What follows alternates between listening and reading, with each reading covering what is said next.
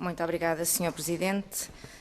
Permita-me, e porque agora fiquei um bocado confusa com a intervenção do Sr. Deputado do Partido Socialista, que fala em 1.500 lares ilegais. Eu acho que falou desde o início o Sr. Presidente em 3.500. Por isso a dúvida do Sr. Deputado do Partido Socialista será se estes 800 ou os 788 que a Sra. Ministra anunciou serão de deduzir aos 3.500 que a Associação nos identifica, para podermos clarificar se realmente esse levantamento corresponde àquilo que o Sr. Presidente tem denunciado.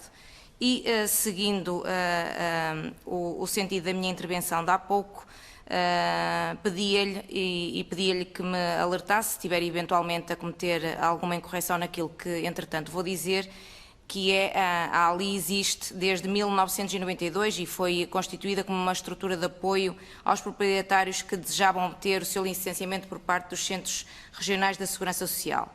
A Sra. Ministra anunciou em julho, e a propósito dos lares ilegais, e cito, sentimos a necessidade de simplificar o processo de licenciamento dos lares porque temos duas realidades. Temos claramente lares que não encontram condições, que não cumprem as condições e outros em que há dificuldade no próprio processo de licenciamento, e isto para recuperar aquilo que falou há bocadinho relativamente aos lares ilegais, porque não têm licença, mas estão instalados em casas com condições para receber os idosos, e a questão daqueles que estão mesmo clandestinos e a questão das famílias de acolhimento. E perguntava-lhe qual é, na sua opinião, o principal obstáculo à legalização destas unidades e à emergência de mais estruturas residenciais para idosos. Em que condição, e porque o senhor conhece no terreno, em que condições funcionam as instituições que conhece? Os idosos, e pergunto-lhe se os idosos que estão lá neste momento estão a correr, alguns riscos, e a agilização destes procedimentos pode resolver esta situação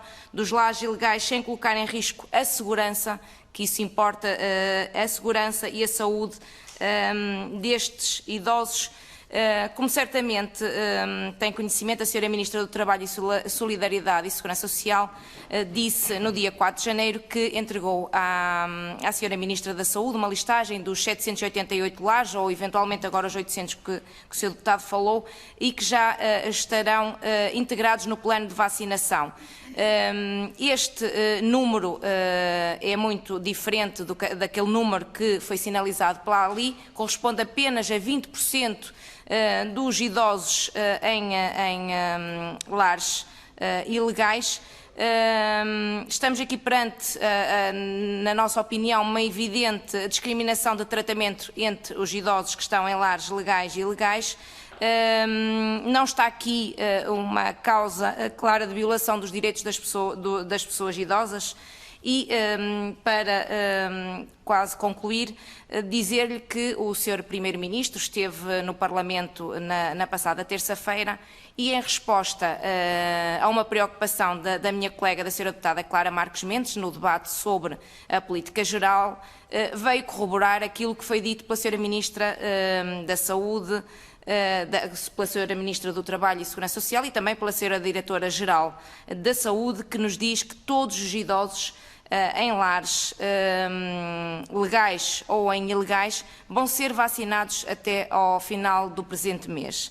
Tendo em conta que este levantamento não está feito, ainda não temos a identificação de todos os lares ilegais, nem sabemos onde é que eles se localizam. A pergunta que lhe deixo é se acha, na sua opinião, esta intenção do Governo é realmente execuível, se todos os idosos que se encontram em lares ilegais vão ser, e quando falo em lares ilegais, falo, como dizia há pouco, os lares ilegais, as casas que são clandestinas e mesmo estas famílias de acolhimento. Se, na sua opinião, é ou não execuível esta pretensão do Governo. E uma última questão para terminar, perguntava-lhe se, como tem este conhecimento de causa no terreno, se estas brigadas de intervenção rápida que o Governo pôs à disponibilidade das instituições, se naqueles casos em que conhece dos lares identificados, com surtos, se essas brigadas têm tido uma atuação ativa no terreno. Muito obrigada.